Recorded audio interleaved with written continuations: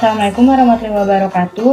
Nama saya Yulia Budianda Dari dengan NIM 112102510000122 dari kelas 4B. Kali ini saya akan menjelaskan tentang algoritma Al-Khawarizmi untuk memenuhi tugas mata kuliah Perpustakaan dan Kearsipan Digital.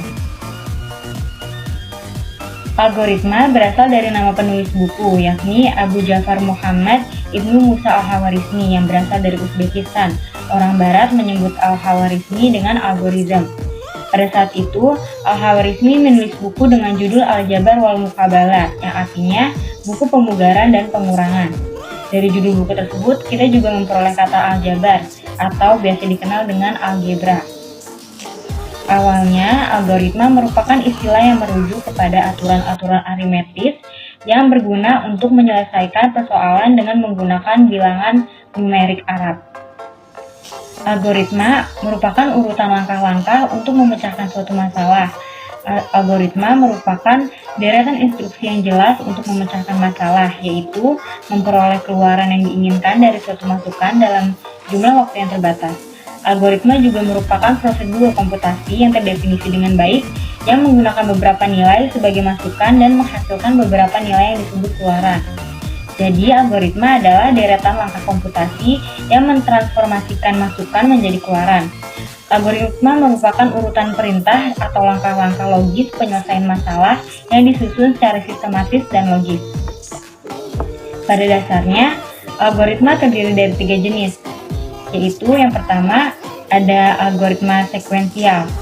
Ini merupakan algoritma yang dilakukan secara bertahap dan juga berurutan. Yang kedua ada algoritma percabangan. Ini merupakan suatu algoritma yang dapat digunakan untuk memilih atau melanjutkan salah satu perintah dari beberapa perintah yang sudah ada sebelumnya. Yang ketiga ada algoritma perulangan.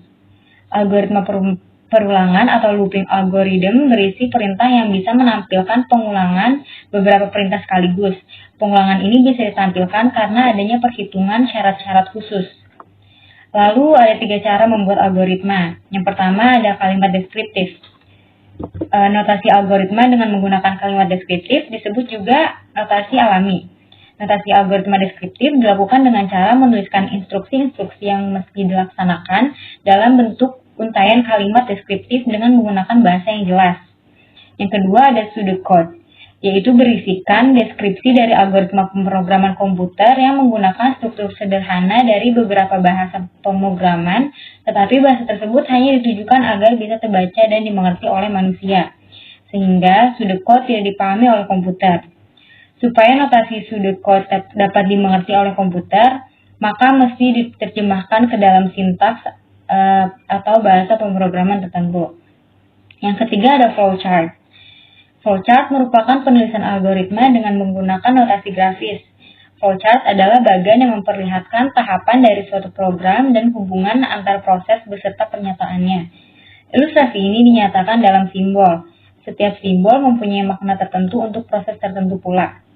Simbol-simbol flowchart yang umumnya digunakan adalah simbol-simbol flowchart standar yang dikeluarkan oleh ANSI dan ISO. Algoritma pemrograman. Algoritma pemrograman adalah serangkaian langkah atau instruksi yang ditetapkan untuk menyelesaikan masalah atau tugas tertentu. Algoritma ini dirancang secara logis dan sistematis, dengan tujuan agar mudah diikuti dan diimplementasikan oleh komputer ataupun sistem pemrosesan data lainnya. Algoritma pemrograman digunakan dalam berbagai bidang, termasuk komputasi, matematika, dan ilmu data, untuk memecahkan masalah yang bervariasi dari sederhana hingga kompleks.